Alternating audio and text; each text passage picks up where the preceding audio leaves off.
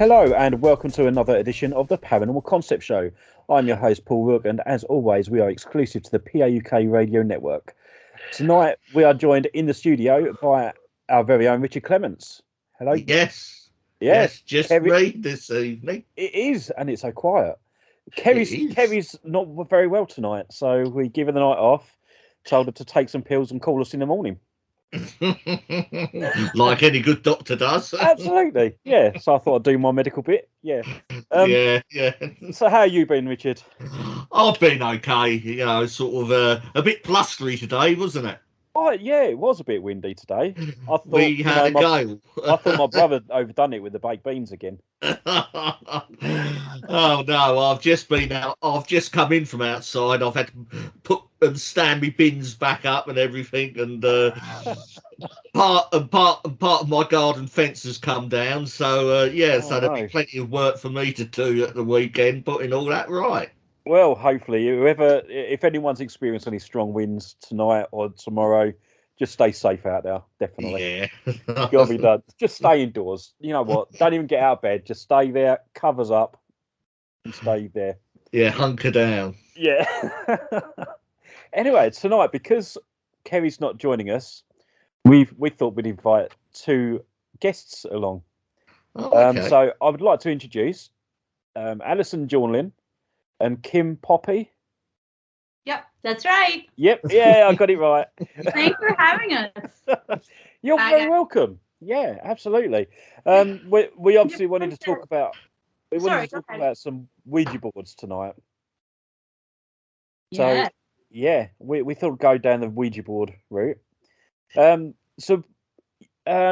What's your experience with Ouija boards? Well, I'm gonna let Kim take this. So I'm Alison Jornlin. I'm from the company American Ghost Walks, and so I know a lot of different stories from a lot of different areas, but one specifically related to the Ouija board. But my friend Kim is a paranormal investigator and avid collector of Ouija boards. Oh, right. A lot about them. So I'm just going to let her take it from here. Hi, guys. Hiya, how are you? I'm real good today. How you guys doing? Yeah, not too bad at all. Hunkering down, avoiding the wind. The bean wind. Yeah. So what Alison said that you collect Ouija boards. I do. My husband and I. What started you off on that path? The Exorcist. Okay. Captain Howdy, eh? Yeah, I was 10 years old in 1975 when the movie came out. And when the movie came out, my mother wanted to know what the movie was all about, so she bought the book. And I asked if I could read the book, and she said, "Oh, no, that book's far too adult for you." But every time they left to go somewhere, I quick got the book out and read a chapter. Now I know why my mother said that book is far too adult for children who are 10 years old. Jump ahead a little bit, 1980, HBO comes out, and here's The Exorcist. So I'm a freshman in high school, and I watched The Exorcist by myself alone at night. And that was during a thunderstorm. That was something. But I've played. Sorry. I said I can imagine. I've played with Ouija boards since 1975. So it was that Christmas that you got not one but two Ouija boards. Yep. 1975. I asked for a Ouija board for Christmas, and I got two. So. Right, I see. The Exorcist, I mean, I must admit that is a good film. I mean, it still holds its ground. It is. It's scary. You know, when did that come out? About 1973, didn't it? 75, I think. Yeah, but you know, I've watched it a couple of times, and it does actually hold its ground. You say you collect Ouija boards. Do you actually use them? I have, yes. Yep. And what are your experiences and what are your sort of overall thoughts? Because when you sort of mention Ouija boards to some people, they all go, ooh. before this started, before we got on air, off air, we were talking about the history and the idea that Ouija boards are like some portal to hell is a more modern construction. And Kim, can you fill us in on some of the history of how Ouija boards were used? Absolutely. Okay, jump back 100 years. Now we're in 1918, and again we have another pandemic. This time it's the influenza pandemic that went around the world twice. All those people have people dying from influenza, and then World War I happens and they lost even more people.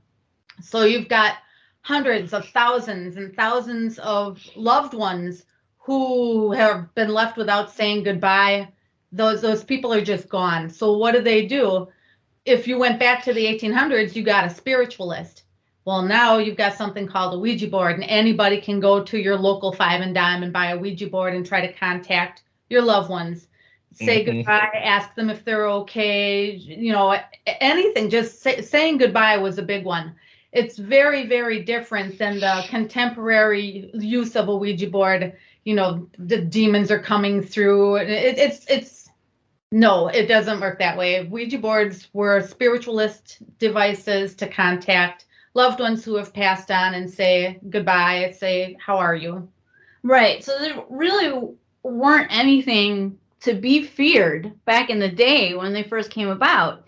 And, you know, spiritualism as a religion, you know, they essentially believe that the dead are still here all around us, and they can and want to be contacted and consulted, and they want to help you in life. So as spiritualism was maturing, people were looking for more and more ways that they could contact the spirits. And, you know, so originally you would go to a medium to contact your loved ones. But, you know, by, you know, the First World War, you know, these Ouija boards were readily available. So then you didn't necessarily have to go to a medium. You could try a DIY contact the dead experience with a Ouija board. So it made it a lot more accessible to people that wanted to reach out to the great beyond and, you know, reconnect with ancestors. Do you know why they were called Ouija boards? Yes. So William Fuld, I believe, had a sister-in-law, and she was playing with the Ouija board, and the word Ouija came through and said, yeah, it wanted to be called a Ouija board. They never gave a reason why, but William Fuld's sister-in-law penned the word Ouija. Yeah, Okay. so it's thought, you know, by some to be like "we" in French and "ja" in German, but that story that you just told was more like the spirit of the board was coming through and saying, "This is my name." Okay. Yeah, it sounds. Yeah, because I've heard the and we. I mean, yeah, I think that's right. That's sort of one of those things that sort of have been lost in the midst of time, really, isn't it? Right, I mean, right. you can. There were a lot of other names as well, like talking boards, spirit boards. Michi Manitou, which is a Native American spirit who would come through and talk to you, you know, be that in between for your dead loved ones. And they named one of the boards Michi Manitou board. Right. So that's, you know, those are native words, indigenous words from our area here in the Midwest. Gitche Manitou is a great spirit. So so that was even a name for a board. So there are a lot of names for these talking boards.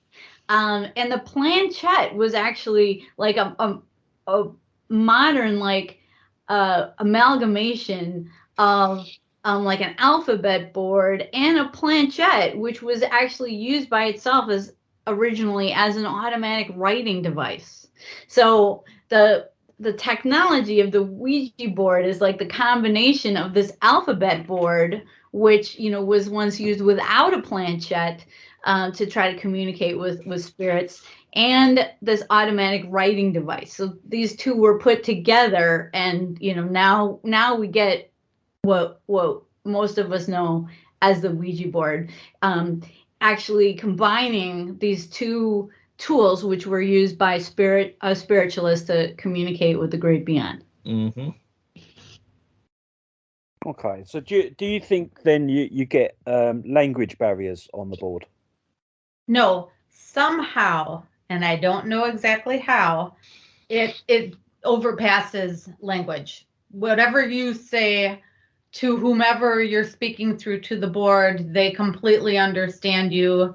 And maybe it's like a Star Trek thing, they get the little thing implant and Automatic translator. Yeah. No, I don't know, but it's never seemed to be a language barrier. Yeah, that's one thing. That's one thing I've noticed with boards. They always appear to come through in English, but it's probably because we are English or speak and understand English. Whereas if you get other sort of nation speakers, it will come through in their language as well. Well, right, and I mean the boards were also very popular in France at one time. Oh, Mexico. Oh, right. Mexico. Well. Okay. So this idea of them being like a devil's like the Evil. way to the devil's heart, or like a tool of evil. Right, right, a tool of evil, or just like it's like a hotline to the devil. That didn't happen until the book The Exorcist, the movie The Exorcist. Before right. that, so not until the 70s. Yeah, before that, it was a spiritual device used to speak to dead loved ones. Yeah, I think all this devil stuff, and it, people shouldn't use it. I still believe comes from the Bible, because it says in there that you shouldn't communicate with the dead. So I think that's sort of brushed over and sort of evolved from there. But like spiritualism as a religion, it's very much influenced by Christianity. So there's certainly Christians who felt that it was okay to talk with the dead. But then there's people like we're from Wisconsin. There's the Wells Synod, which is what does it stand for again? I believe it's Wisconsin Evangelical Lutheran Organization. Right. So there's a contingent of Lutherans here in the state that have essentially made it like the 11th commandment. It's a cardinal sin. Thou shalt not use the Ouija board. So isn't praying essentially speaking to spirits? Well, it's just what spirits are you talking to? If you're talking spirits through the Ouija board, they're not the right ones. You're talking to the big man himself. That's a It's like it. I have heard you do sort of get a lot of criticism, especially in the States. I mean, here in the UK, we're a bit more sort of less, religion doesn't really play a big part in day-to-day life. We are quite agnostic here, but whereas in the States, you do have a very big sort of fundamental religious body. It's definitely regional. Here in the Midwest, it's not so bad. But if you head down south to what they call the Bible Belt, you probably don't want to bring up Ouija board. Yeah, or you might get belted with the Bible. Yeah, that's it. I mean, I'm a Christian myself, and I use boards all the time. You're gonna burn. I see it as sort of, like helping in a way, helping God pass people over if they're stuck. It's their way of telling me that they're stuck, and then we can actually do something to help them pass over. So I see it as just a helping hand. I just yell at them, go into the light. Yeah. Well, there is that one, yeah. So tell us a little bit more about that, about how you use that as a tool to try to do this spirit releasement. I'm sure it's a lot less aggressive than me yelling at them. Yeah. Believe me, you've never experienced a board like mine. No, basically, I'll go into any location and I'll use the board just to get a spirit, hopefully a spirit, come through and just tell us their story. If they're quite happy with the way things are, all well and good. If they say, you know, they're trapped there or they're bound there by something or an artifact or something like that, then I'll speak to one of my mediums, because I'm not a medium. So I'll speak to one of my mediums and say, look, you know, we've got this spirit. It claims it's trapped. Can you do something? And they will come in and they will do their bit and hopefully pass the spirit over. So are you on the board alone talking to the spirit, or do you have others with you? No, I've never done the board on my own. Actually, no, I did it once, but I had someone with me that was a medium. So if anything happened, they could help. But I've always done it with the minimum of 2 people. And yeah, that's basically it. We talk to the spirit just as if, you know, we was talking to someone else in the room. Complete respect. But when they started getting aggressive towards us with some of the things they were saying, like, you know, swearing at us and stuff, I would then do the same back. Do they swear on the board? Oh yeah. Oh yeah. I've had it. Oh wow. Yeah, I've had it a few times. We went to a location called the Ancient Ram Inn, and we had a spirit that was on the board, but he didn't want to go. And he was like, no, I'm not leaving, F off, you know, and stuff like that. And I said, look, mate, at the end of the day, this is my board. You are going to get off it. And he's like, no. I said, you get off it, or I'm going to bind you to the board, and then I'm going to take you in the middle of nowhere and leave you there. And then he went. So, okay, Yeah. I this is interesting for me, and, you know, we can compare it to how Kim has used it in her spirit communications. But so you were talking about binding a spirit to the board. Like, how do you do that? I personally don't do it. I'll get my medium to do it for me, because, as I said, I'm not a medium, so I can't see spirit, can't hear them. You know, I've got no power over them at all. So I would get my medium to come in and do their bit, bind the spirit to the board, and then I would just go and bury the board somewhere in the countryside and leave them there. Wow. Well, that's hard. Oh yeah.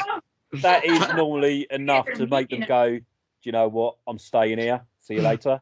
We just call it tough love. Yeah. So But I have a Ouija board from 1920s, and it's very active. The board itself is very active. And I suppose, I mean, based on what I've seen, that it has a spirit in it, whether someone put it there or, like you said, bound it there or whatever. I don't know how it happened. I got it at a car boot sale, a rummage sale. Yes. So now I've got this board, and I've seen, you know, when it's real hot out in the summertime and you look at the street and you can see the heat rising off of it in waves. Yep. I've seen that float across the room and go into the board and dissipate. And when I saw that, I was looking straight at it. I was on my computer and the board was hanging on the wall next to it. And I said, I saw you. I full on saw you. Okay, so this board is whipping things off the walls and hitting me in the head with them and throwing books off of bookcases. He's really aggressive, but only in that one room. And this goes on for a year, and he's causing a lot of financial damage. I'm an antique dealer, so things are just crashing to the floor. So my ex-husband took the board off the wall and, yelling at an inanimate object, he said, that's it. I've had enough. You're grounded. You're going in the closet. No computer, no TV, no doggies. 2 weeks. And if you come out and you keep this up, I'm going to burn you in a bucket in the backyard. So the Ouija board goes in the closet for 2 weeks. We take him out. This time I literally strap him to the wall with string. I tied shoelaces, big shoelaces around him, and I hung them on nails on the wall. He wasn't getting off this time. I told him it's okay that he moves around. It's okay if I see him. That stuff's okay. I don't want him breaking anything. Yeah. So I'm sitting here. I'm on the phone, and a little stuffed animal on a bookcase comes flying off the bookcase and hits me in the chest and lands on the floor. So I put the phone down. I look at the board, and I said, "There you go. That wouldn't break. That you can move around." I've since divorced. I've since moved to another house. I still have that Ouija board, and very little, if any, activity from this board. And I've had the board out at Halloween parties and had, tons of people play with it, and nothing happens. That makes me think it's location, location, location. There was something at that other house that was very active, and it was using that board to communicate through, or the spirit was in the board and something in the house gave him enough energy through which to have all this activity. I have him hanging off the wall now from one of those expandable brass plate holders. Do you know what I mean? Yeah. Yep. Okay. So Yeah. he's on the wall, and occasionally, maybe once a month, you can hear the springs on the back of that thing go boing, and it rattles against the wall. Wow. No, just to let you know he's still about. Yeah, I think so. But he hasn't been active since we moved into this house. Not to say other things aren't active. I have a severed, mummified baby finger that's been active, and I have a vase that's active. Someone, I suppose, used it for a funeral urn for ashes, and they took the ashes out and sold the vase at a car boot rummage sale. And I brought it home, and from that moment on, all this stuff, the smell of sulfur, things moving involving this particular vase. I fill up the vase with all this salt, and I do a binding. My dad comes over on Valentine's Day and wants to put a dozen roses in it, and my husband and I say, "No!" He's like, "Okay, no problem. We'll put them over here. It's okay. I won't touch the vase." So I think almost anything can be active one way or another. That's three perfect examples. Now, Kim, have you ever used a board to cross over spirit, or how have you used the board in spirit communications? The only time I've helped a spirit cross over is when I yell, "Go into the light," and that was at my cat that recently passed away. I've never helped anyone move over. That's their business. If they want to hear, they're here. If they want to move on, they're moving on. So, you've used the board a lot? Yes, I've used different boards, many times since I was 9-10 years old. So you have a lot of stories. I do. And I think they might want to hear those stories. Okay. Oh, absolutely. Bring on the stories. Okay, here's a good story. A few years ago, about 10 years ago now, maybe, in Baltimore, Maryland, there was the very first and only Ouija Con, and it was a convention about Ouija boards. And I was part of a study from some students from a college in, I believe it was Switzerland. I might be mistaken. Maybe it was Sweden. I don't know. It started with an S, and I'm from Wisconsin. So, okay, they've got these big goggles that they attach to your face, and it goes to a computer, and it records what moves first, your eyes or your hands on the planchette. Are your hands moving to the number or the letter? And then your eyes follow, if you get my drift. Yep. So at the same time in my life, my mother had recently passed away, and my father went off the deep end. He went nuts. And my brother had texted me that morning while I'm at the convention and said, "Dad lost $3,000. Did I have any idea where he could have hid it?" And I said, the places where they would hide money, and my brother went and looked, but he couldn't find the $3,000. So now I'm doing this experiment with another fellow, and I didn't know him. And my husband is there, and he's writing notes, and we're all hooked up to all these contraptions, these goggles and such, onto this computer. And we're playing with the Ouija board for a while. Both our hands are on it, and it's moving around and moving around. And it suddenly spells out a word, W-A-R-M, quickly, like that. And then it stops, and it doesn't move again at all. And that was in response to your question. Oh, yeah. My question, the other fellow said, "Why don't you ask the question since you have this family drama?" And I said, "Ouija board, where did my dad put $3,000? And it spells out the word warm.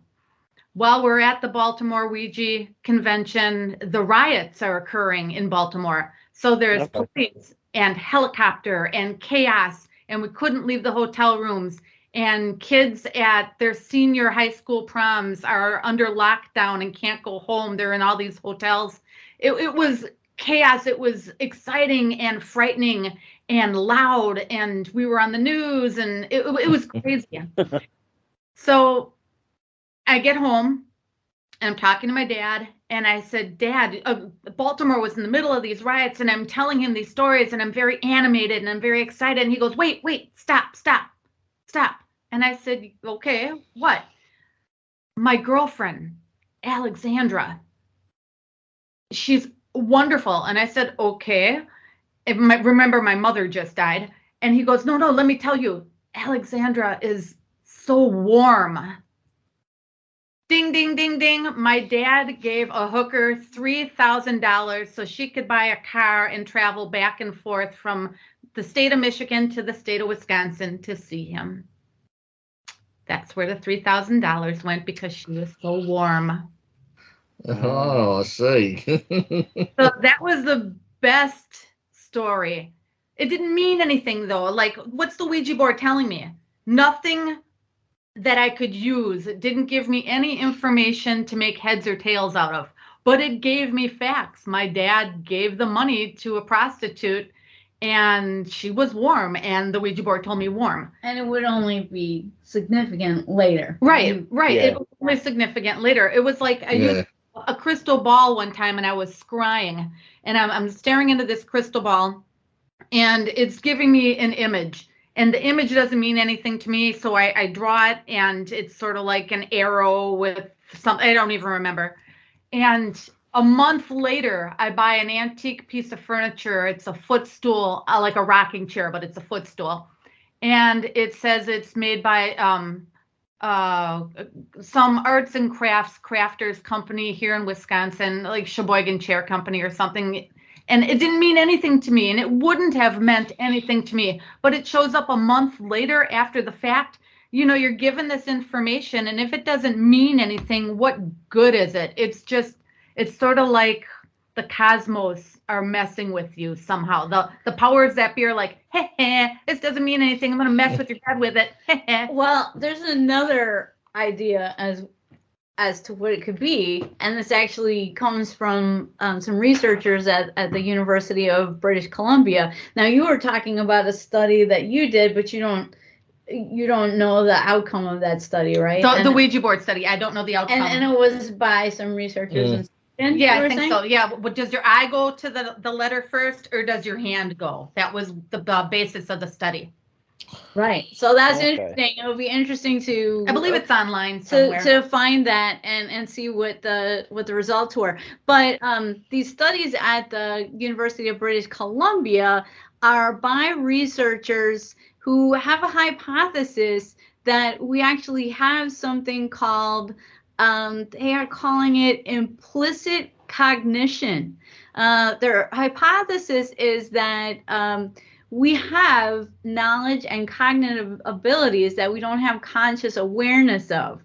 And when we use something like the Ouija board, it becomes an instrument to actually help us get at that information. Like the Akashic records. Kind of, yeah. Reach up and grab it. Okay. Like we have access to this other information.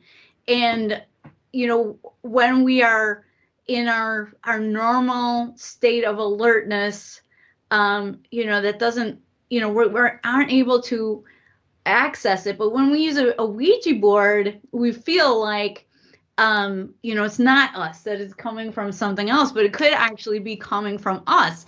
And actually, they had their test subjects were asked yes or no fact-based questions with or without the Ouija board. And they found that participants actually got the questions right 50% of the time without the Ouija board.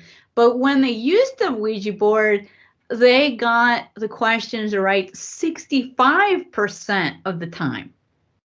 Okay, so you think, so basically they're saying that it's something in your brain that's Yeah, it's like producing the answers. use of the Ouija board is unlocking this information. And what I really find fun about this study too is the person was doing the Ouija board by themselves, Yeah. except they thought that there was someone else that in another room that was actually doing it with them, and so.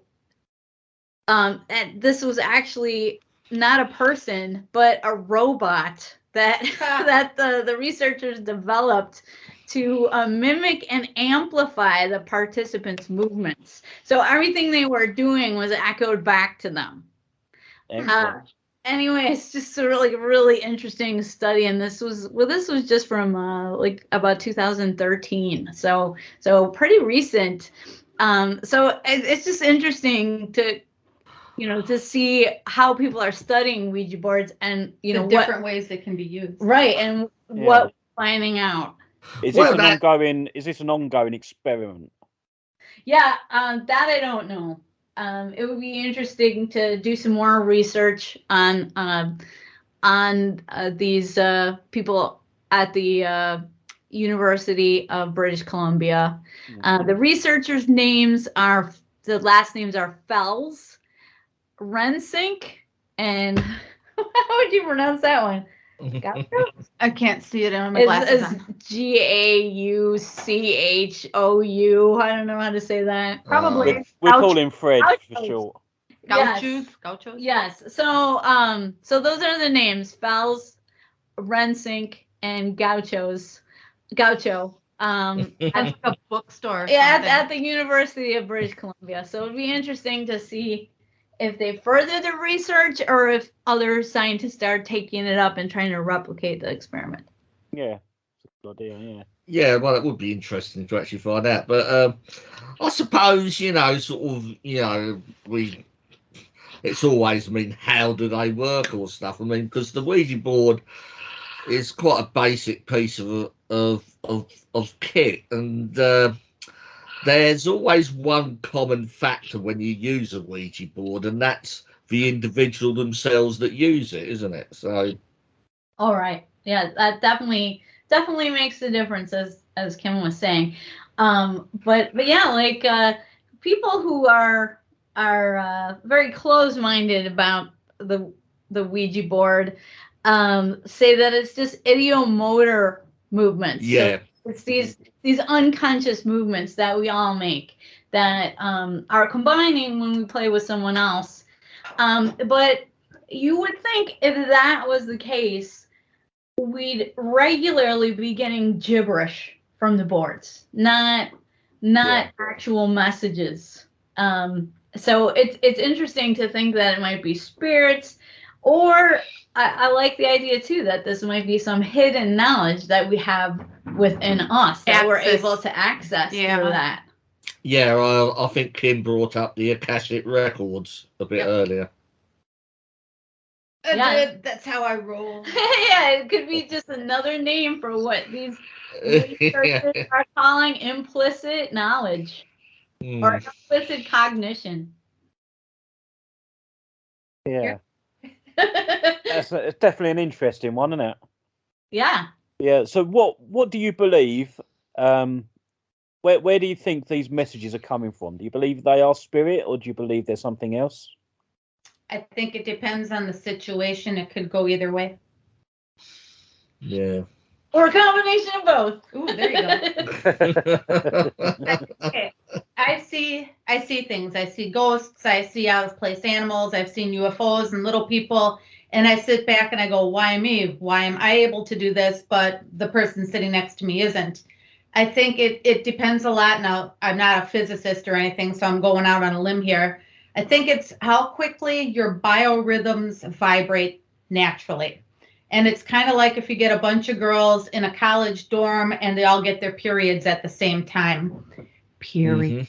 Mm-hmm. That if you get a bunch of people and you're with them every single day, let's say at work or what have you, or a roommate, and all of a And one day that person is suddenly able to see ghosts where they never saw anything before. I think that being around that one person whose biorhythms vibrate quicker than theirs, it's altered their vibration, allowing them to see things as well. And I think once you're vibrating at a quicker speed, you don't slow down naturally, that you may move away and you'll still see ghosts. So, and that is called entrainment. You know, women entrain their cycles when they're together.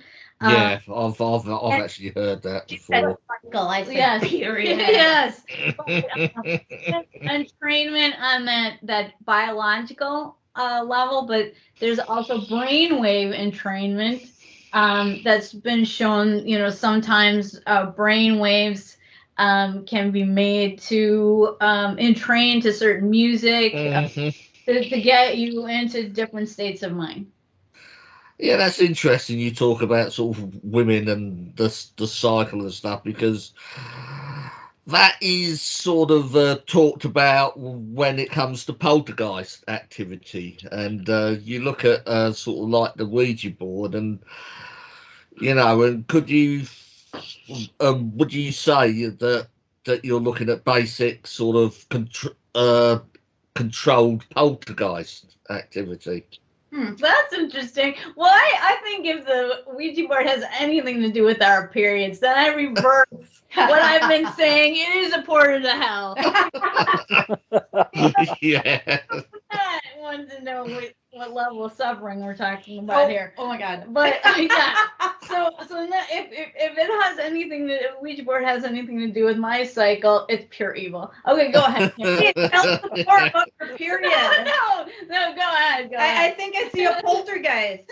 Okay, so I have theories about poltergeists. I think that when a spirit is at a certain place for a very, very, very long amount of time, say 100 years, 200 years, I guess it would vary from ghost to ghost, that they forget themselves, they forget who they were. They're now just a confused, maybe angry or sad ball of energy. And you bring something into the room, or someone who's sensitive, bring in a Ouija board, bring in a candle or a mirror, and you try to communicate with this spirit. They're more than excited to go to that one little light in that dark, dark area and throw things and move things, because it's all they got. They don't remember who they were or what they were or where they came from. They're just an angry, excited, sad ball of energy. Then I think that there's poltergeists like with preteen, hormonal kids, that they've got all this pent up energy and it's just going wild and they're moving stuff around without even realizing it. And maybe it's a mixture of the two. Maybe that very old spirit is using that preteen hormonal kid for its energy. And that's exactly what Guy Lyon Playfair thought. He's a famous paranormal researcher. That's not even a real name. It is. It is. We yeah. Yeah, we know it well. We did know Guy. Guys, yes. Yeah. But so anyway, Guy Lyon Playfair. It's a great name. You gotta admit. Absolutely. We have spoke to him, haven't we, Richard? Oh, nice. Oh, you did. I was just joking. Before he passed, I mean, Yeah. well, I haven't, no, but He's since passed, but Yeah. he was. Oh, were you using the Ouija board? But anyway, he was a very interesting fellow, and his hypothesis was that, like you were saying, Kim, like it's a combination. So he was saying that the poltergeist agent, like the teenage person or the person having a particularly bad period, is giving off these balls of energy. They have this intensity that is coming off of them, and it forms a ball of energy that is just hanging around the house. And these spirits are floating around. Maybe they've forgotten themselves, as you said, or maybe they're bored, and they see this energetic football. I think he described it as, and they just can't resist the urge to kick it. So that's what they're seeing, these balls of energy, and and they're interacting with them because what else are they going to do on the other side? I But don't know. but anyway, Laundry? that I wish they would do my laundry. But that's what Guideline Playfair thought, and I think that's interesting, because it's in vogue now to think that it's all human agent. It's just Thought it was in vogue to think it was aliens. I don't know. Dun, dun, dun. Is that the new black? Anyway, so and in the parapsychological world, they call it RSPK, recurrent spontaneous psychokinesis. Okay. But I like the idea of like a combination of factors rather than just the human agent idea. I don't think there's one explanation for any given situation. There's probably many different aspects to it and different explanations, which makes it hard to nail down as a study. Yeah. Especially when you can't see it usually. For those of us who can see it, it just leaves you with more questions. Why am I the one seeing this guy? Is he dead? Is he a ghost? Is he a memory? Am I looking through a porthole to another time or place or dimension? But we surmise that Bigfoot is part here on Earth and part through that portal in another dimension, because it actually threw something at us through the porthole. And we saw the item manifest before our eyes and come tossing to us, land on the path next to us, and roll across the ground. Linda Godfrey, with her little camera going, said, "Kim, would you please pick that up?" And I was like Bugs Bunny in the airplane crashing with the little gremlin behind him. I was like, oh my God, did you see that? Oh my God, it was amazing. Did you see that? And everybody else was calm and professional, and I was losing my freaking mind. And it was awesome. It was very. Where was that? That was in Wisconsin here. Oh, okay. I can't tell you where. It's an ongoing investigation. Okay. Oh, right, yeah, because I always associated Bigfoot with the Pacific Northwest, but it wasn't until relatively recently I'd sort of delved into the subject matter that it's pretty much from coast to coast, isn't it? It's straight across the world, actually. You guys in England have a really, really good story. During World War II, some people caught a guy on the moors and brought him back to this big home. I don't know what you call the big homes there, manor home. And they put him in a basement in a cell or something. And he wasn't even a contemporary human. He was more like a prehistoric human, which leads you to believe, how did he get there? Through a portal. Instead of one of us walking through and ending up in his time, he's one of the few that walked through and ended up in our time. And he didn't have a ball of string. Right? He didn't have a ball of string. Maybe he was taken by a dinosaur. I don't know. What? Oh, okay, not dinosaur, but megafauna. They're megafauna, yeah. Saber-toothed tiger was chasing him. But it's an example of this can happen anywhere in the world. Okay, so you like going for the Bigfoot hunting as well, do you? I do, yeah. I'm straight across the board. I'm a Fortean investigator, paranormal phenomena, cryptozoological phenomena. If I'm there, usually something unusual happens, and I'm able to talk about it or write about it or get it written about vicariously through books. Excellent. So what's the most strangest and weirdest cryptoid that you have actually gone and looked for or investigated? When I was a kid, I saw a dog man here in Milwaukee with my mom and probably a dozen other neighbors. So this is they all saw it? Oh yeah. Oh, this wow. is the 1970s, and everybody saw this, and I was interviewed for Monster Quest, and I was one of Linda Godfrey's stories in her book, The Beast of Bray Road. And I wasn't scared. Everybody was freaking out. There was a woman across the street screaming and trying to protect her child. My mother was yelling at me to get back in the house, but I wasn't scared. And for much of my childhood, well into my 20s, I thought perhaps I had seen someone's escaped ape, like a pet baboon or something. And it wasn't until I met Linda Godfrey and I read some books by Lauren Coleman that I came to realize that other people are in fact seeing this animal, and it had been dubbed a dogman, for lack of a better word. So what exactly did you see? Can you describe it and what time of night it was? It was broad daylight, middle of the afternoon. It was summer. It was warm out. My mom and I were in the backyard, and we heard yelling and screaming. So, of course, in the 70s, in a quiet neighborhood, everybody runs to the front to see what it was. Yeah. And there's a lady in the corner house. She's on her porch. She's covering and protecting her little child, and she's screaming at this animal to go away.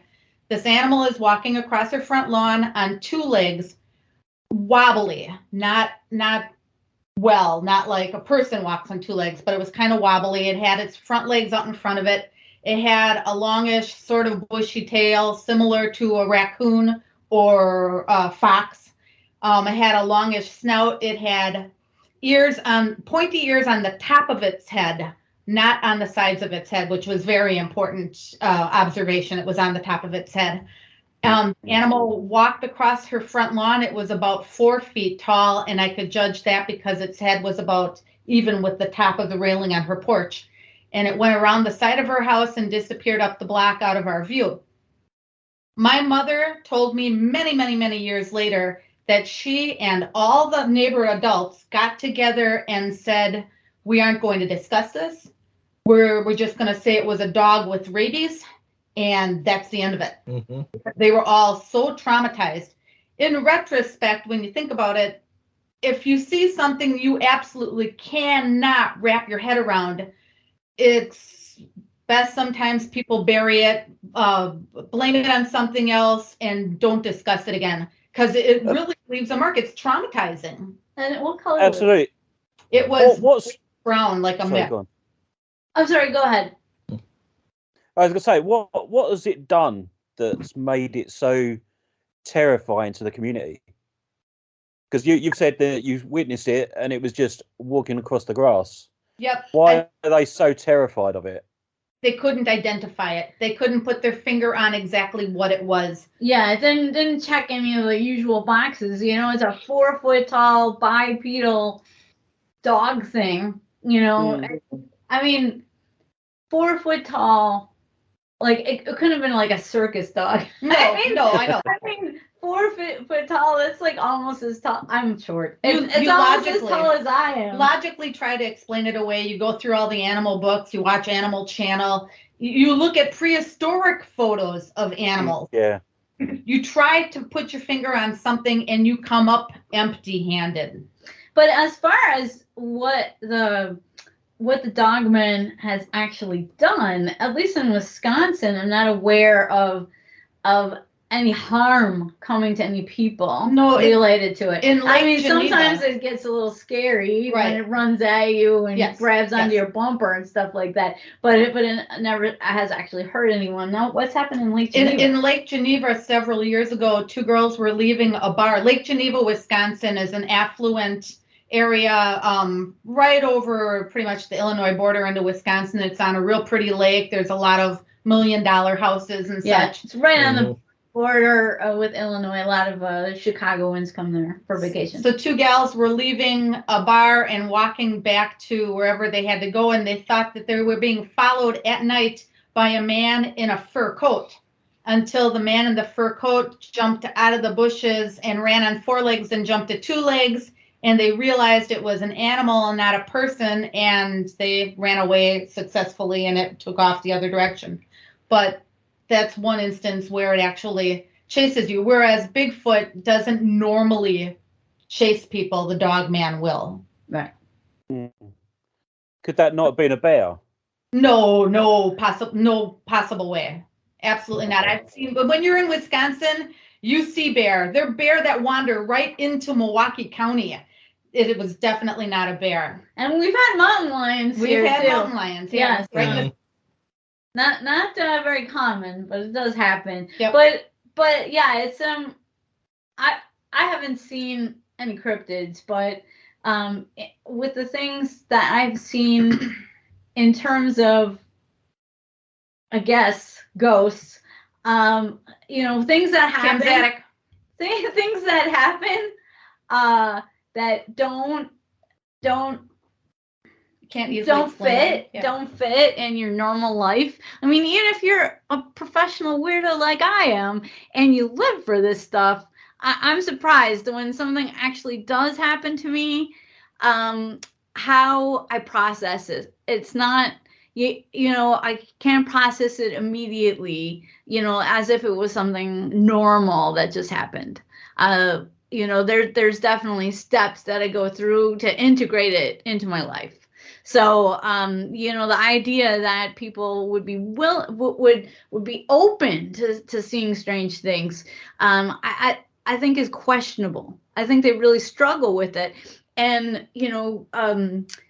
strange things in my own life, and how sometimes I've supplemented that.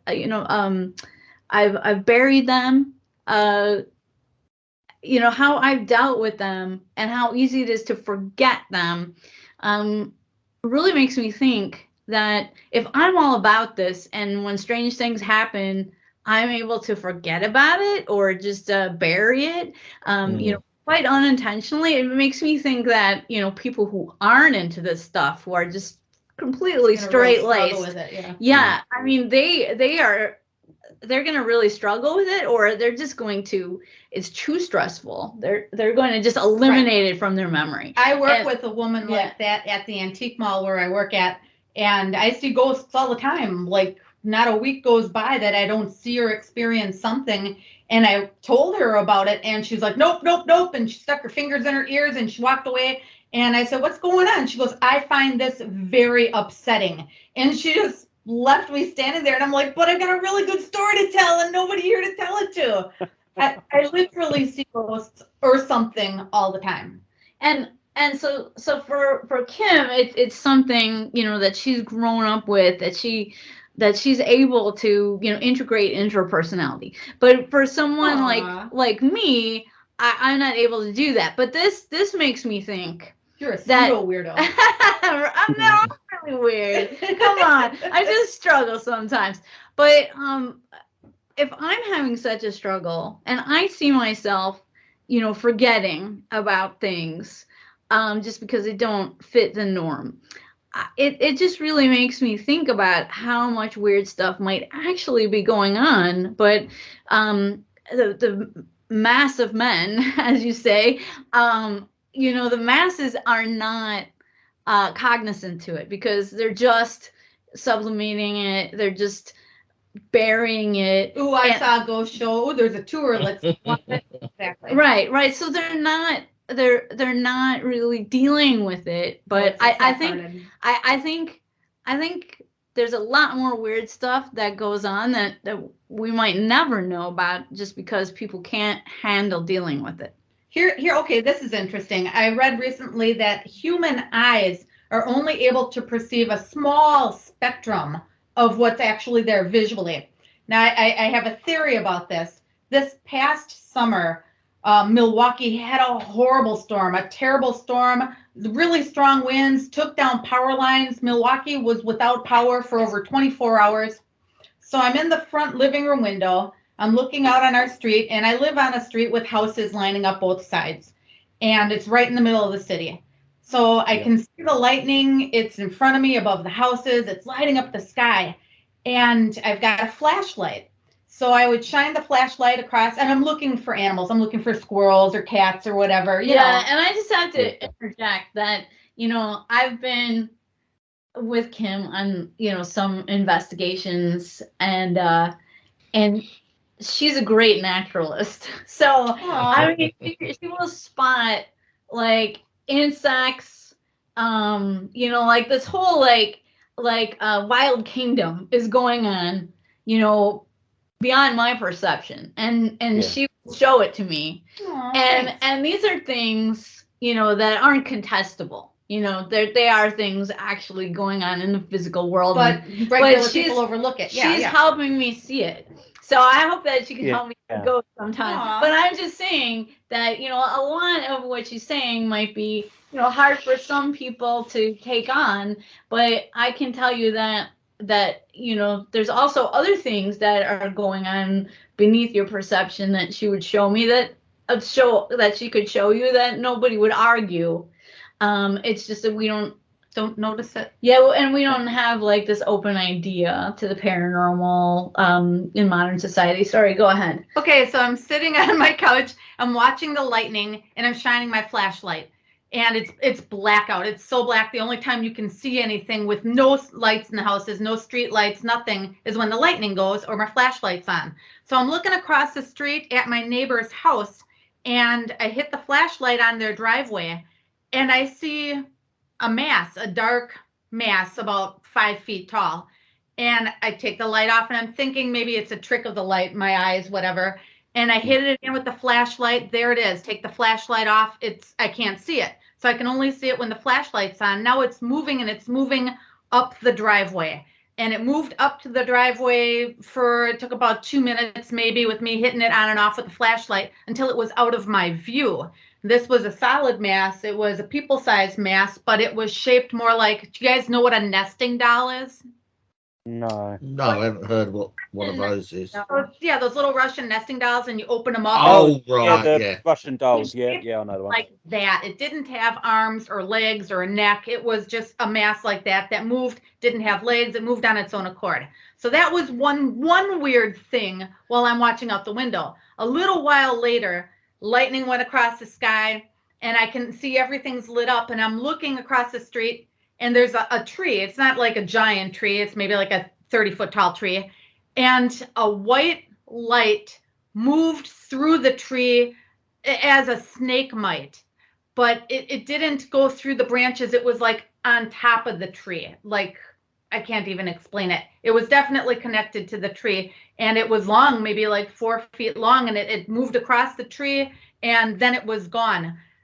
Now, what I surmise is that the electrical storm gave my vision a greater spectrum through which I could perceive these entities, what have you, that I normally couldn't see. Do you think they were elementals? No, I think that they were life forms that are always there, but we aren't able to see them. It was fascinating, and I had nobody to tell because it was like 11:30 at night. I wanted to go wake up my husband and tell him what I just saw. Had to wait till the next morning, but I did put it on my Facebook page. That's it. Yeah, I mean, there was. See, to me, I think I would have associated it more with the lightning, and possibly with the atoms and stuff that the lightning interferes with. Possibly gave it extra energy to be able to be seen. Sure. Yeah, exactly. Reminds me of the Outer Limits. Well, and that makes me think too, you know, you see these UFO videos where there's several bright lights moving across the sky, and they're like, oh, UFOs. I don't necessarily think they're UFOs. I suspect that there's some kind of life form, and it lives in our outer atmosphere. Oh yeah, well that was a idea of Charles Fort. Yeah, the Air Fortian investigator. Yes. So, you know, Charles Fort thought there might be animals living in the sky, like swimming around in it, like the ocean. Exactly, but we can't see them. It doesn't mean that they're not there. It means that our eyes can't perceive that spectrum. On that note, let's just go for a quick break, and then we'll come back and we'll carry on with the subject of the UFOs. Cool. Right. Okay. Yep. So we will be right back after this.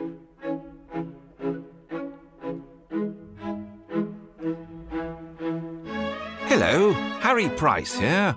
If there's nothing me and my friends enjoy more here on the other side, it is to sit back and relax and listen to the Paranormal Concept Show right here on the PAUK Radio Network, broadcasting a plethora of interesting and informative content for all your paranormal needs. Find them across social media to keep up to date with forthcoming shows and all their other adventures. Hello, is there anybody there? And welcome back to the Paranormal Concept Show, exclusive to the PAUK Radio Network.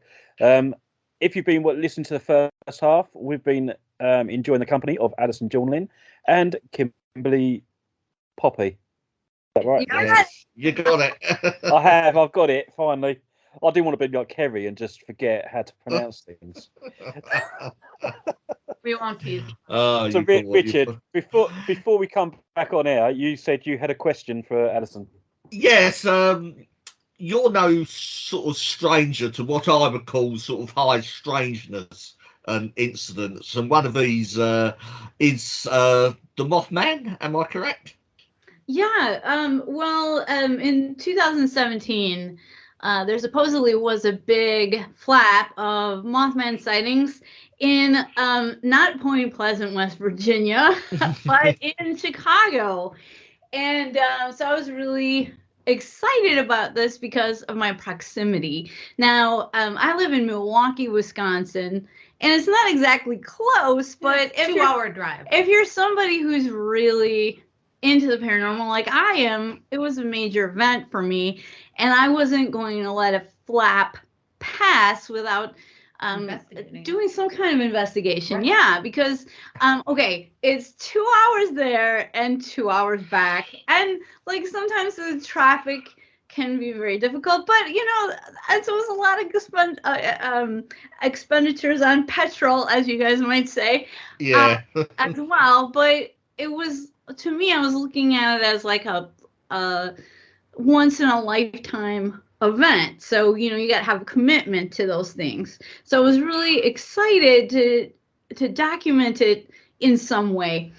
So what I did was I went to all the sighting locations from 2017, and then there were a smattering in some earlier years as well. 2011, there were a couple. Also in some suburbs of Chicago, not Chicago proper. Right. So I went all over to document all the sighting locations for YouTube, and you can see those videos today at youtube.com/Mothman.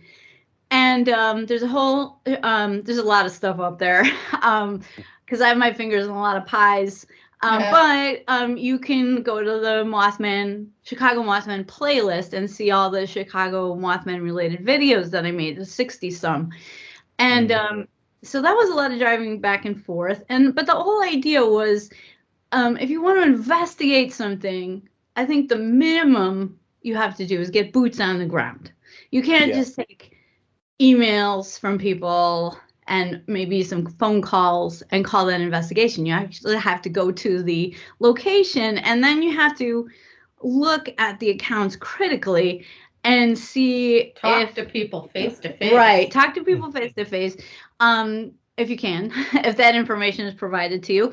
But if it isn't, you have to see if the details match up. And if the details don't match up, you have a problem. And Kim was actually with me on one of the excursions and didn't match up. Yes. And so you've heard Kim, and you've heard, you know, her experience of the world might be different than your experience of the world, but you're very open to anything, to paranormal happenings, to encounters, and you had your own encounters. But you just startled me when we went to Chicago, because what did you say about halfway through? I said the people are seeing birds. There's so many birds. This isn't real. Nothing's adding up. Anybody, Joe Blow, can come up to you and say, "Oh, I saw a Mothman," and you're an investigator. You're like, "Oh yeah, cool. Let's post it." What? That guy could be crazy. He could be an attention hound. He could be on drugs. Anything. He could be trolling you. Yes. It is the internet, after all. Absolutely. There are people that do troll you and see what they can make up and get posted. Absolutely. But the other sad thing about the year 2017 is that I didn't realize this right off, but it made sense to me later. Hey, why are we having this huge amount of sightings in 2017? And then it hit me that the date of the culmination of the original Mothman sightings, the collapse of the Silver City yes, Bridge and such. the Silver Bridge collapsed on December 15th, 1967. Was that 50 years? So it was the 50th anniversary, and all of these sightings took place in time for the principal purveyor of these accounts to put out a book.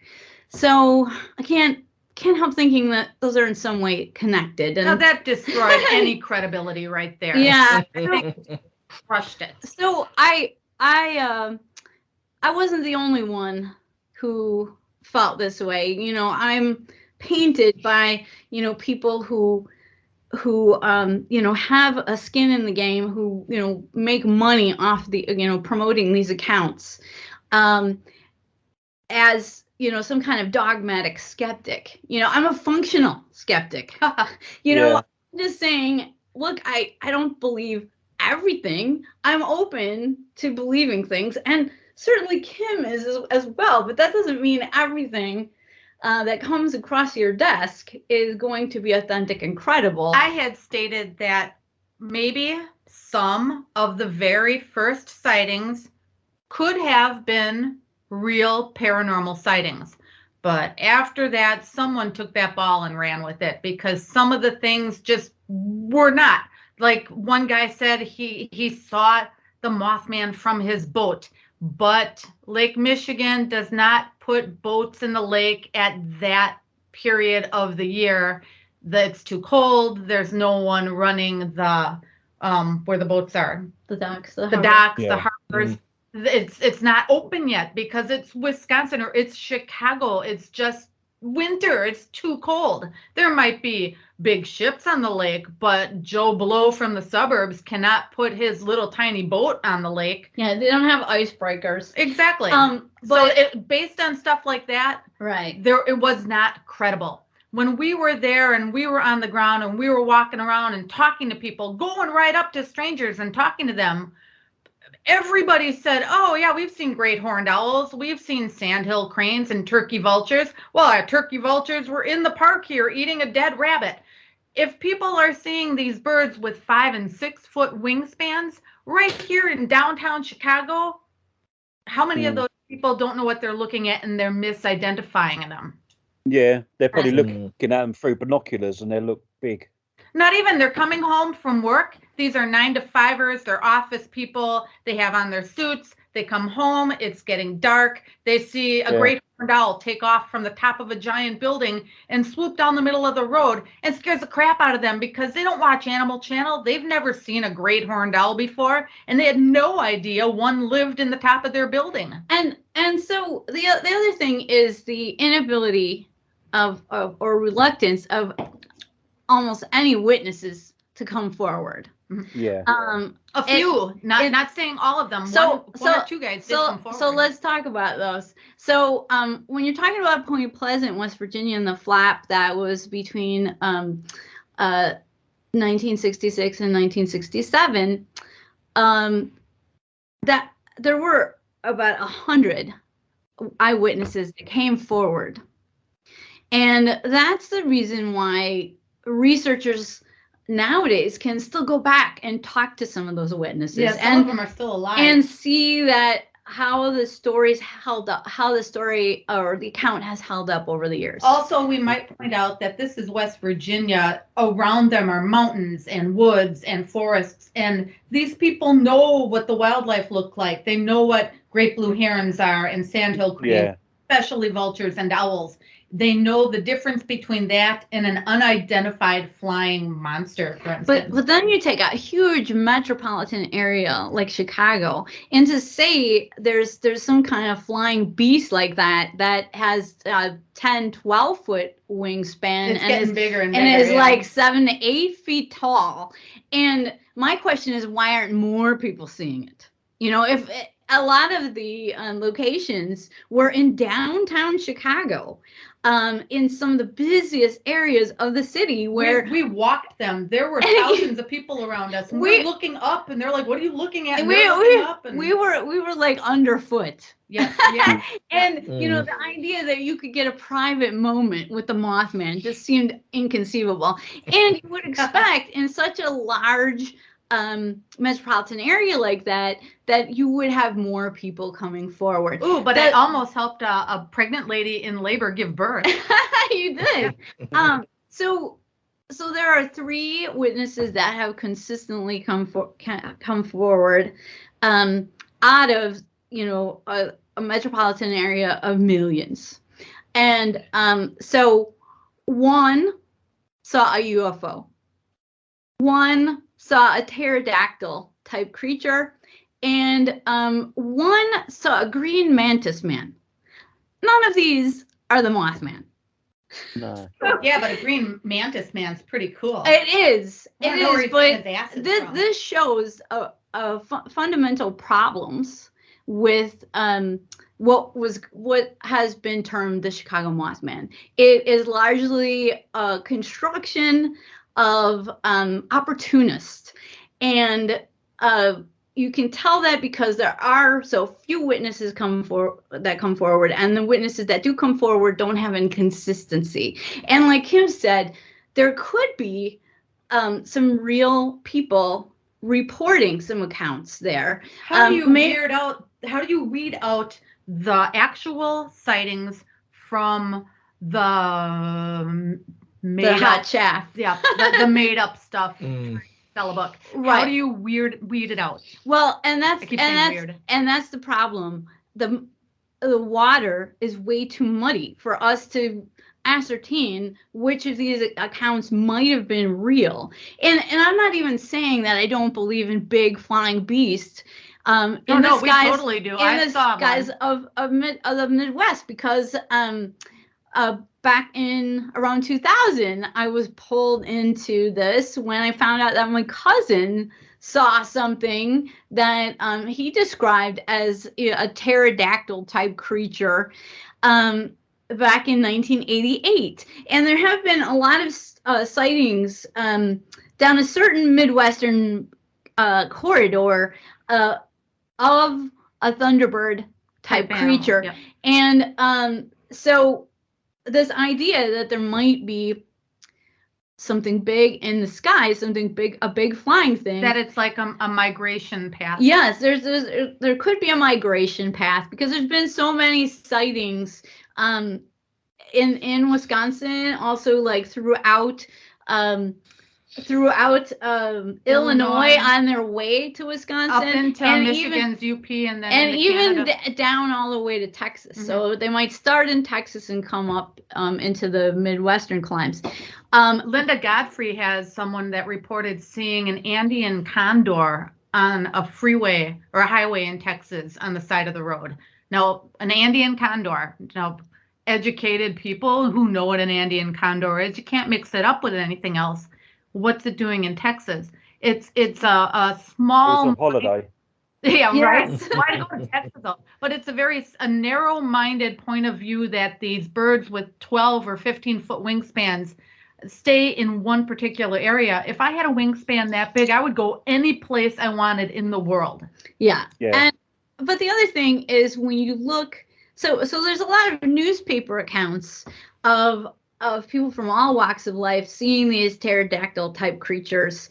And interestingly, kind of like in a Stephen King kind of way, it's like there's like flaps, which are like 30 to 40 years apart. So don't compare actual things to Stephen King novels. The idea is that there's some kind of periodicity going on, of possibly some hibernation or something. What is the reason for this like 30 to 40 year gap? The portal opens. Yeah, I don't know, but anyway, so there's a lot of newspaper accounts that you can go back to, and before that, there were indigenous accounts of the Thunderbird. The woodland tribes of this area, the Ojibwe, the Menominee, the Ho-Chunk have Thunderbirds in their cosmology, and they play a very important part. And I actually taught at a Native American school for 13 years, and we actually had a ceremony that we did every spring to call on the Thunderbird to protect us from the coming storms of the spring and summer. So Oh, this not is to scoop up small children off the playground. Yeah. no. And Something right out of Lord of the Rings, isn't it? Exactly. And interestingly, whereas the Mothman is in the West Virginia tradition is thought to be very foreboding, Like a predecessor to something. yeah, about to like a happen. harbinger of doom. But in indigenous ideology, the Thunderbird is quite protective of humanity. Even the Oneida, originally of New York, thought that. I was told by my Oneida teacher that every time you look in the sky and see a rainbow, that's the Great Spirit calling on the Thunderbird, saying that the creatures that come from underneath need to be stopped. And Like a Cthulhu mythos. it's kind of like the bat signal for It's a rainbow bat signal. for the Thunderbird to know that trouble's about, and he has to stomp all these evil spirits back down. And like the Menominee, for instance, the great seal of their nation has the Thunderbird right on it. So their idea of the Thunderbird is very different than the whole idea of the Mothman. And the only reason that the Mothman the idea of the Mothman was promoted, I believe, was financial because of that upcoming anniversary. 50 years, yeah. The Chicago Mothman. Yeah, the Chicago Mothman. So is there any disaster that happened in 2017 then? No, there's no. It's Chicago. There's disasters every day. Yeah, okay. No, nothing. No, and it was interesting too because on the ufology side, through this Chicago Mothman hunt, I came to know Sam Moranto, who is the director of Illinois MUFON and the Mutual UFO Network. And he also was very interested in the Chicago Mothman reports because the MUFON offices did receive a couple of the emails from possible witnesses, but they flagged those right away because the construction of the emails was very much the same, like the word usage, the very like movie trope type writing, wasn't like you see if you go to like the National UFO Reporting Center, or if you have access to the MUFON database, if you see what an actual report is, I mean, they vary widely. They're not story-like. They're not. It's interesting that you point out though, that MUFON flagged these sightings, right? Whereas other people who were taking reports of the Chicago Mothman were like, "Woohoo! Another Mothman sighting!" Right? And they were not flagged. They just accepted them. Yes, they just incredible investigator. You weed through this stuff really well. You have to investigate to be an investigator. You can't just take reports and like throw them on the bandwagon. You ruin your credibility and not be critical. Yeah. Because I think that doing so, to not be critical like that, puts the real witness at a disadvantage. Here, there could be real witnesses out there who want to come forward, and then they come forward, and then they find that their heartfelt report that was probably hard for them to deliver is just lumped in with a bunch of hot chaff, a bunch of trash. And that's the problem with treating every email you get, every contact you get the same, because you have an ulterior motive. And that's what I feel went on with the Chicago Mothman, and it's still going on right now. But let me just say about Sam Moranto is he was doing his own independent investigation. And then he happened to see my videos on youtube.com/Mothman. And he couldn't wait to meet me, and so we met, and then he told me other stuff that I didn't realize, that he looked into like the moon phases and the weather data to see if the so-called witness accounts matched up with the actual facts of that day and that time. And he found a lot more inconsistencies. So I found like a lot of geographical inconsistencies, like maybe the account says mentions 5-story buildings in the area, and there's no 5-story buildings in the area. That's an example for you. Yeah. And if they live in the area, they would know that.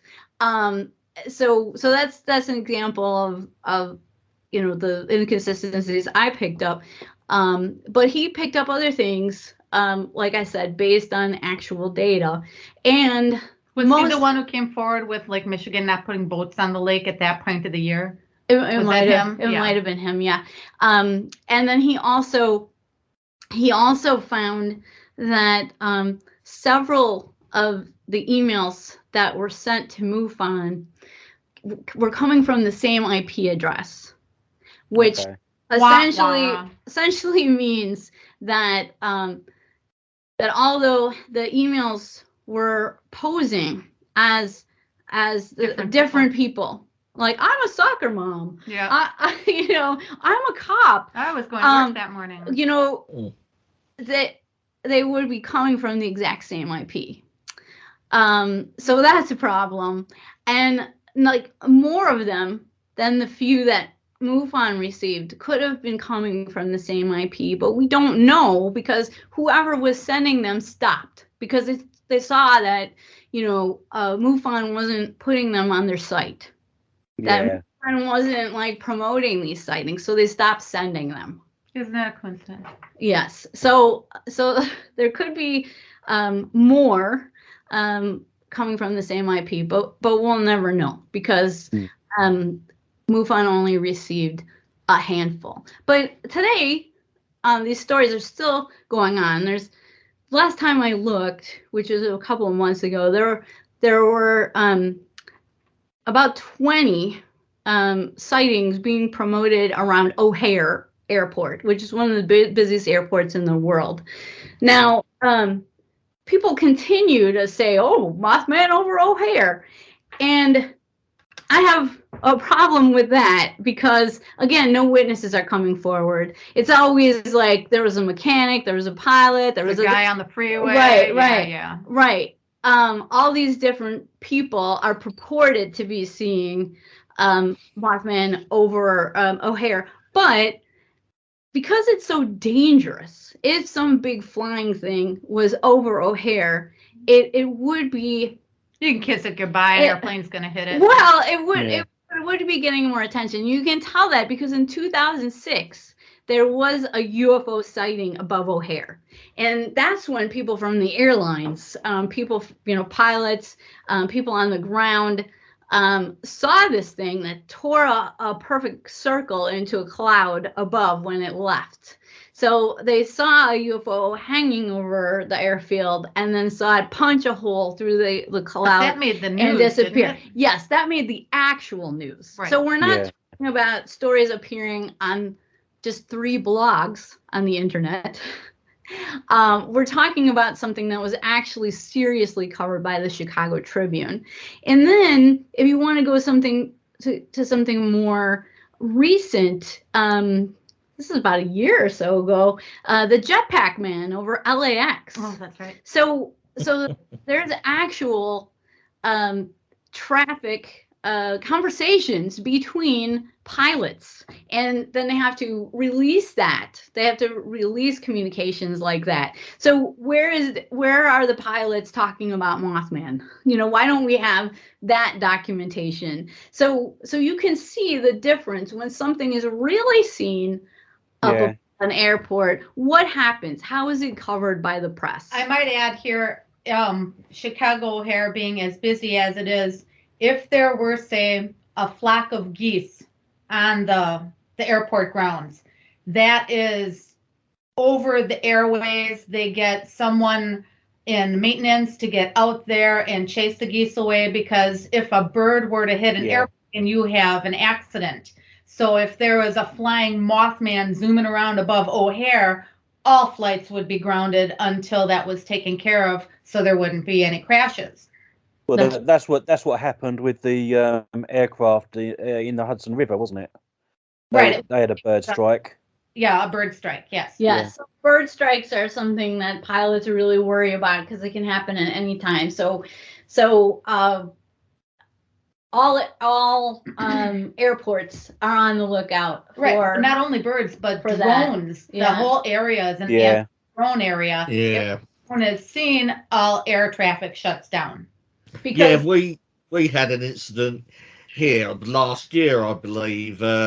Someone was actually flying a drone around one of our major airports, Gatwick, I believe it was, and they shut down the airport. Right. Yeah. Right. So anytime there's any big flying thing, that cancels flights because it is such a clear and present danger to airplanes and to the human beings on those airplanes. Not to play devil's advocate, but one might say, well, what if the thing is paranormal and only certain people can see it? Well, yeah, that is another possibility, isn't it? Free crickets. Well, okay, but still, what has been reported is that a pilot saw it, or that some maintenance person saw it, and if they saw a big flying thing, they would be compelled to report it. The power of the airport compels you. If it were vultures, for instance, which are some of the biggest birds in the Midwest next to bald eagles, they would get a maintenance crew out there on the grounds to look for the dead animal that is attracting the vultures and remove it. So there's just a lot of stuff involved. Realistic things that would be happening if something like that was actually flying over O'Hare. But the problem today is that people are just looking for that exciting story, and they're not really looking to think into it, or look into it very deeply. And that's a problem because as paranormal investigators, we think you've got to investigate no matter what the outcome is. You can't be tied to a certain outcome. You have to just investigate. Otherwise, you're just doing a disservice to the community and the witnesses and everyone involved, because we're trying to get closer to the truth. We're not trying to muddy the water. See, I think we've got a similar problem over in the UK. We've got so many paranormal teams now; they're just flooding the country. And when genuine activity happens, it's not being reported to the people like the ASSAP or the SPR and people that can actually research this stuff properly. They're going to people that are more what I would class as paranormal enthusiasts. Yeah. They want to go and do a live episode of a TV show in someone's living room, as opposed to actually research and investigate. And I think that's sort of is a bugbear of mine, where they will call themselves paranormal investigators, but they're not investigating. Yeah, I mean, and I think more people have to come forward and talk about this problem and not, do whatever we can to stop it, because and I think encouraging people to employ critical thinking is something that's sorely needed right now. Not just in the realm of the paranormal, but across society. That critical thinking is just so important, and you can't be tied to a certain narrative. Like I want to have this fantasy of being on a ghost hunting show, or hey, this would be a great opportunity if the Mothman was in Chicago during this very important anniversary year. We can't let those baser needs or instincts or fantasy proneness determine what we do. We have to hold ourselves to a higher ideal. Yeah, definitely. Yeah, I would agree with you there. So, Alison, I understand that you are. Well, tell us about your ghost tours. Are they? Yeah. Milwaukee ghost tours. Yeah, so we at American Ghost Walks have haunted history tours in 5 states now, and also Puerto Rico. And I started the tours here in Milwaukee with the first paranormal walking tour in the 3rd ward of the city. And the reason I decided to do that is because of our proximity to Chicago. We knew that Chicago had a haunted history tour since 1973, and I just really thought it was important that Milwaukee had one. Nobody else was doing it, so I did it. And then I got my brother involved. He lives in the state capital, Madison. Wisconsin state capital. Yes, Wisconsin state capital. And so I encouraged him to do a tour there and helped him get started. And then he helped me because he's the one who's really taken this business and found a way to make money at it. So I think it is possible to make a living in the paranormal and not sacrifice your ideals. So, on our tours, what we do is we look at, a certain city, a certain area in that city, and then we put together the best folklore, actual paranormal accounts from modern day. But, so we're mixing history and also historical folklore and, what we're able to find in newspapers with modern day paranormal accounts. And, so we take a critical look at these things, but we also tell the stories in an exciting way. So I don't think you have to sell someone on particular narratives, but because people who come on our ghost tours, on our haunted history tours, they don't have to believe in ghosts at all. All they have to believe is that people tell stories about ghosts, and these are the stories that have come out of this area. These are authentic stories from this area about ghosts and other paranormal creatures and events. And so recently, over the past couple of years, we started tours in Hawaii as well. And so we have one on Maui in Lahaina, and one on the Big Island of Hawaii in the second biggest city there, Hilo. So what's been really interesting to me, though, writing these tours, is learning about the different ways different cultures see the paranormal. And some people, when they go on the Hawaii tours, they are surprised because they're not getting, what you're going to get on Ghost Hunters. They're not going to get the standard ghost idea because that's not necessarily authentic to the area. There's other Polynesian paranormal concepts like that of the Amakua, which is your family. The Amakua are your family gods. So they have this traditional Hawaiians have, over the millennia, have had connections with their ancestors, unbroken connections. And so some ancestors are actually deified through certain rituals, and they might become an owl or a shark spirit. So whereas we think of human beings dying and only becoming a human spirit, in Polynesian cosmology, you can become a different form.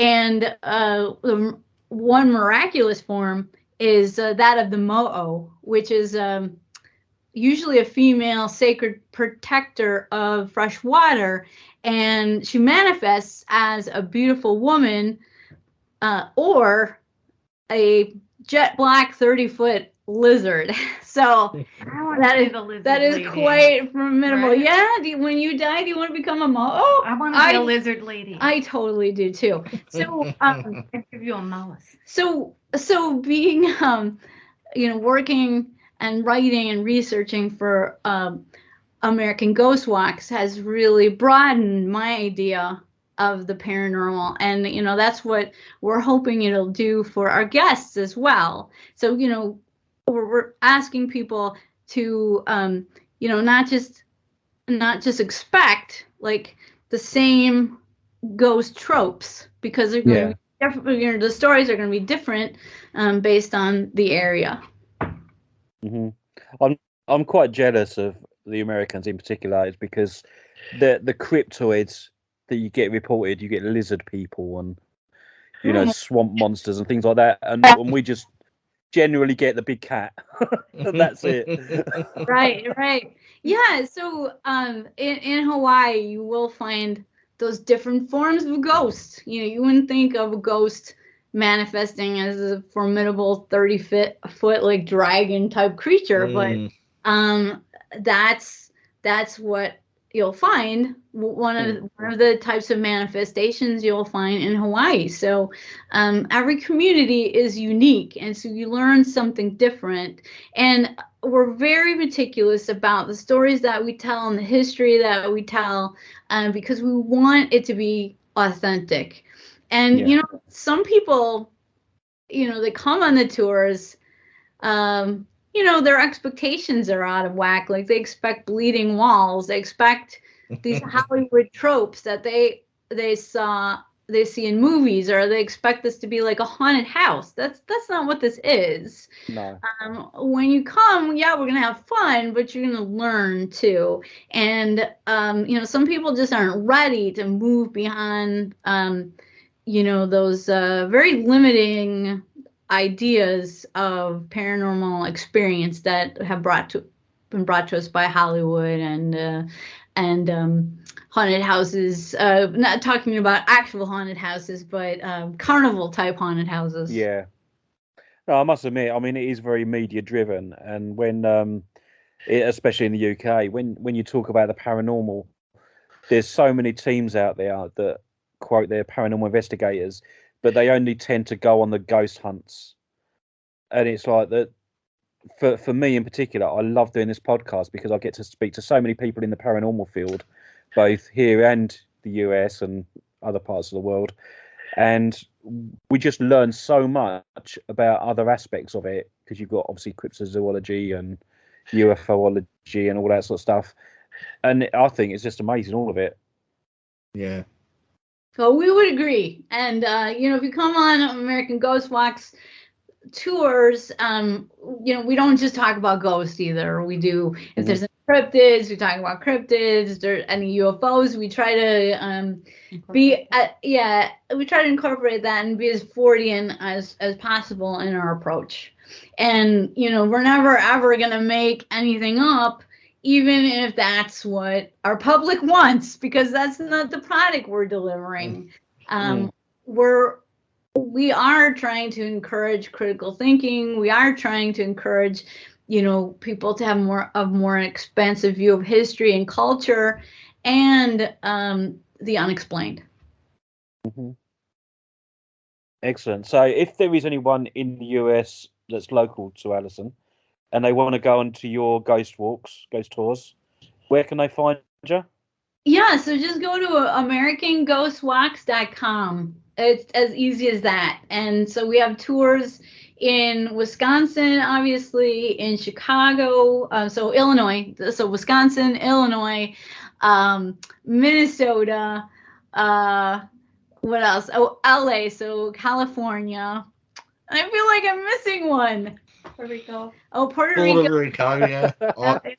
I heard that said earlier anyway. She's all over the place. Yeah. It's awesome. Excellent. Oh, that sounds brilliant. Yeah. It's a different point of view than folks are used to, but it's a more realistic, worldly point of view. Yeah, absolutely. Cool. So, do you think that then there is a connection between the Mothman and UFOs? Well, if you read John Keel's book, The Mothman and Prophecies, he talks about a lot of that connected kind of high strangeness that was going on in Point Pleasant. So, definitely were UFO sightings as well. If you're talking about Mothman proper, there were a lot of other weird things going on besides people seeing a big flying creature. Yeah, like West Virginia, Point Pleasant, West Virginia was a hot spot for all kinds of paranormal phenomena at that time in one big lump. They had UFOs, they had cryptids, different types of cryptids. There was hauntings, and people were just seeing weird colors in the sky, just straight across the board, you name it, they had it going on. It was definitely a flap of all kinds. Yes. So it was very unique. Not to mention, there's Native American mounds within just a few miles of Point Pleasant, West Virginia. And that's interesting. It ties it together with the river. It ties it together with the river gods. It's a very interesting place. It's seeped in mythology, and it's right at a place where terrible, terrible events occurred in the past between Native American tribes and unscrupulous settlers. It's a fascinating history about Point Pleasant. Was it UFOs and the Mothman all in one? I think it was a lot of things that happened all at the same time. Were they all interconnected? Yeah. It sounds like there was a portal or something that they all come out of. Yeah, a bit like Stephen King's The Mist. Right.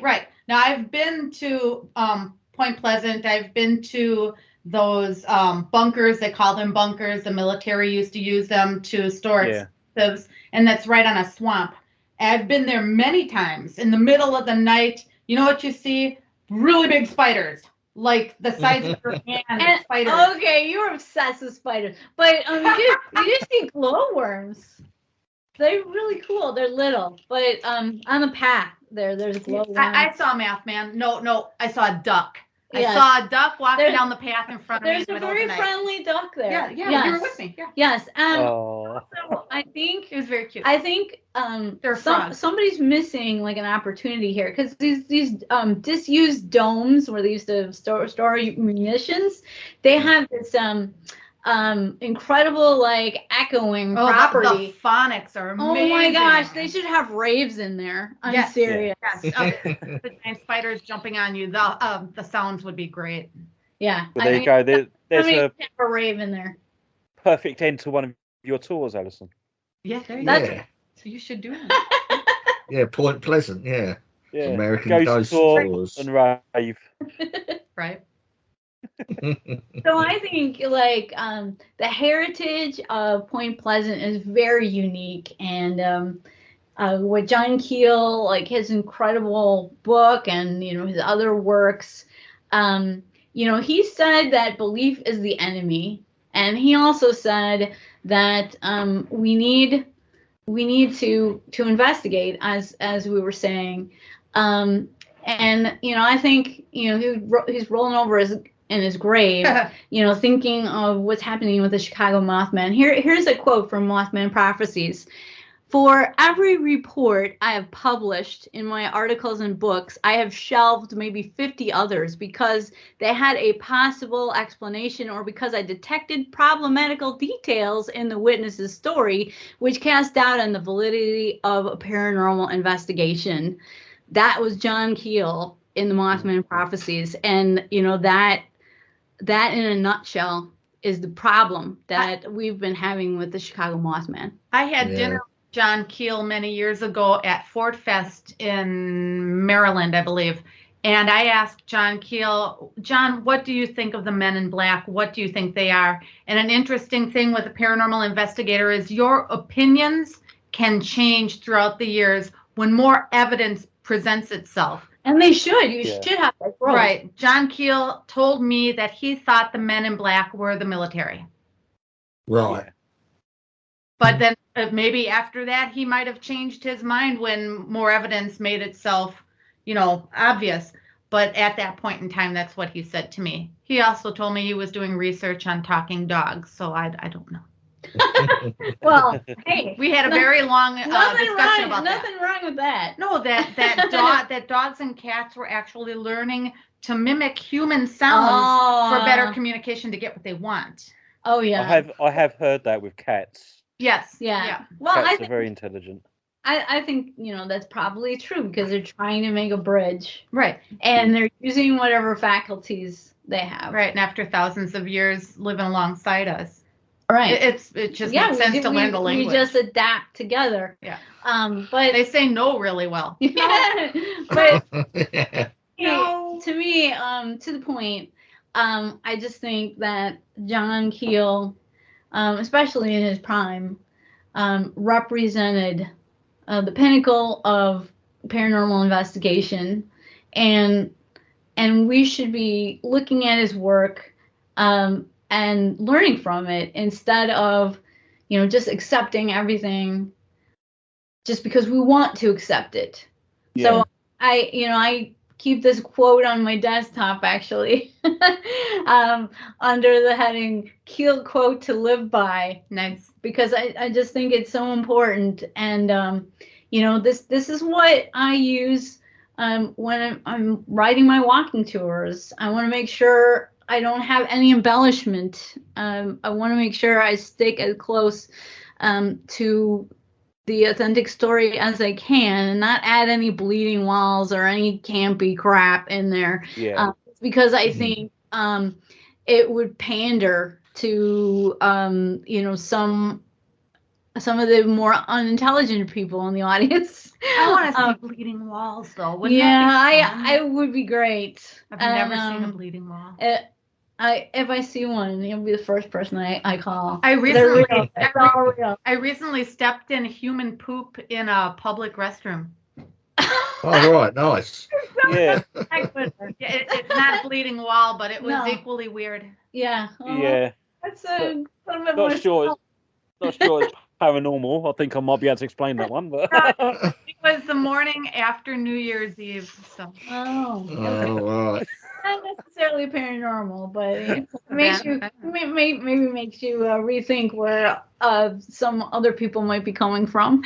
yeah. And we're not all coming from the same welcome to my world. point of understanding. So we got to take things with a grain of salt. We have to be critical in our thinking, and that's what's going to help us get to the next level. Mm-hmm. Are you influenced by anyone else in the paranormal? Charles Fort. Oh yeah, definitely. Charles Fort, yeah, he's... We love 40 times. And I have another YouTube channel which I've neglected to work on. But you'll find a few videos there which will show you, some of the people that have been great inspiration to me. The YouTube channel is youtube.com/paranormalwomen. And I have some great videos on Catherine Crowe, who I consider the mother of the paranormal. I also have videos referencing Alexander David Neal and Zora Neale Hurston. These women were not just adventurers and explorers, but also incredible writers.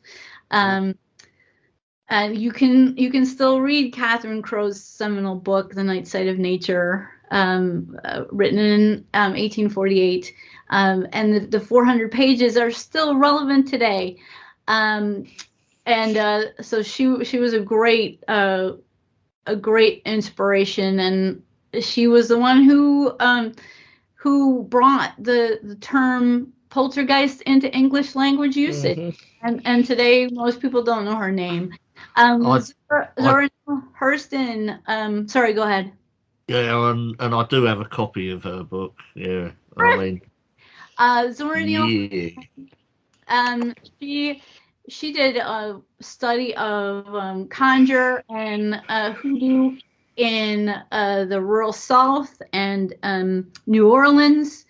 She embedded herself in the culture, actually went through initiation ceremonies, was at the point where she could have become a conjure doctor herself. One of the people she studied with wanted her to take over for him.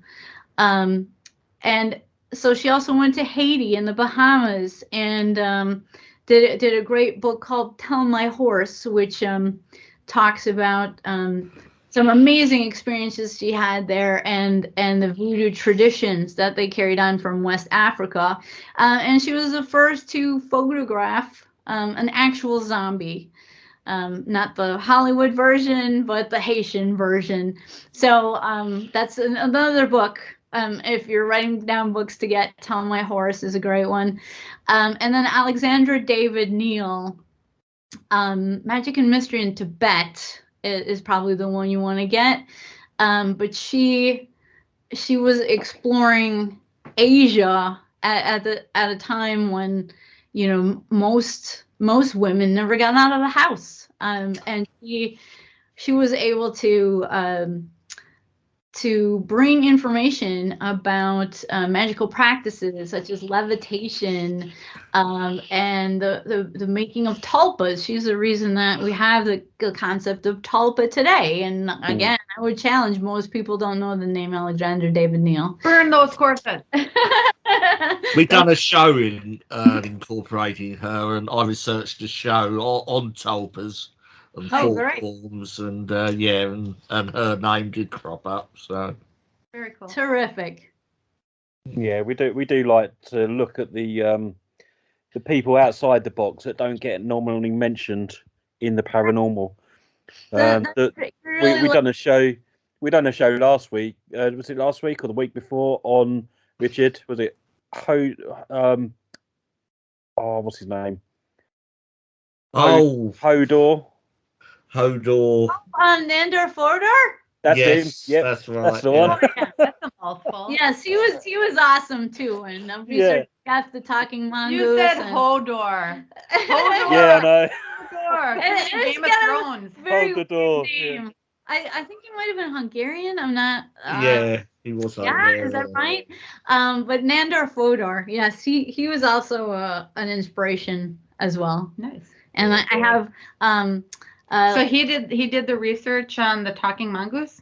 Yes, and he also put out a great encyclopedia of the paranormal that I got a PDF. I got a PDF of it from another paranormal researcher, parapsychologist that I like, Lloyd Auerbach. So he was kind enough to email me that. So I've followed his work. Nancy Zingroni is another modern day parapsychologist who has done a lot of work in the field and also has offered free classes every year for people who want to learn more about parapsychology, called Paramook. So I hope that will come back. She lost her husband recently to cancer, but Paramook, hopefully that'll come back. It's a great way to see the giants of the field today do actual lectures like you would get in college, but about parapsychology. And but you can look at old classes on YouTube. Just look up Paramook, Paramooc. Cool. I think out of all them names, the one thing that one person that I want to meet, well, I wouldn't say person, is the talking mongoose. Jeff. And he has such a mundane name, Jeff. Oh no, Jeff the talking mongoose. It was GEF, Geff. Yeah. Like Jeffrey. Jeffrey Holder actually corrected me one time when I had him on my podcast. Geff. It's Geff. So does anyone know exactly how Geff the mongoose died? No idea. I wouldn't have a clue. Curious minds want to know. Yeah, we'll have to find out. even alive to begin with. And why Yeah. a mongoose? We get Makes Kerry it in to a squirrel. to research that one. I know she likes Jeff the talking mongoose. Yes. Oh no, Adorable. it's Jeff. Yeah. Well, according to Jeffrey Holder, another guy which I really like his book, Jeffrey Holder. So plenty of people in the paranormal who are taking it to the next level. Let's focus on those people and off the people who are making stuff up and the people on TV, who are probably making stuff up as well. You know, I always say, let's say you're going to do a TV show and the producers give you X amount of money to do your show. So you go to the first place, no results. Second place, no results. Third place, no results. You're running out of money, and the producer says, you know, we want to get people to see this show. Maybe we should fudge it a little bit. Yeah. Yeah. It's kind of interest. So turn off the TV, turn off the idiot box, and read. Yeah. Absolutely. Totally agree there. Yeah. We've nearly come up to the end of the show. Oh, okay. So very quickly, do you want to just go through how people can contact you, Alison and Kim? Oh, nobody can contact me. I'm afraid that the U.S. military is going to abduct me to do experiments. Okay, that's fine. Well, if you want to ask Kim a question, just Through Alison. reach out Yeah. to me. I'm on Facebook, just Alison Jornlin, and also AmericanGhostWalks.com. And of course, my YouTube channels, youtube.com/Mothman and youtube.com/ParanormalWomen. Excellent. Great stuff. Anything you want to add, Richard? Well, no, not really. Just that. And anything you want to know about the Paranormal Concept Show, you can go over to our website, which is paranormalconcept.com. We have a complete list of back shows on there, plus some blogs that you may like to read as well. That's about it, Paul. Absolutely. Okay, brilliant. So thank you, Alison and Kim, for joining us tonight. It's Thank been you an for absolute having pleasure. We definitely have to thank do you it so again. much. Definitely have to do it again. It's been brilliant. Definitely. Yeah. That'd be Yeah. Guys, it was a lot of fun. Next time we can come out, I'll tell you about all the little people I've seen. Yes! Oh Yes. my God, I would love Oh, yes. Love We babies. might do. They're my favorite. Excellent. We will definitely have you on the show talking about that. Yeah. So, yeah, from everyone at the Paranormal Concept Show, I bid you a good evening and enjoy the rest of your week. Bye-bye, everybody.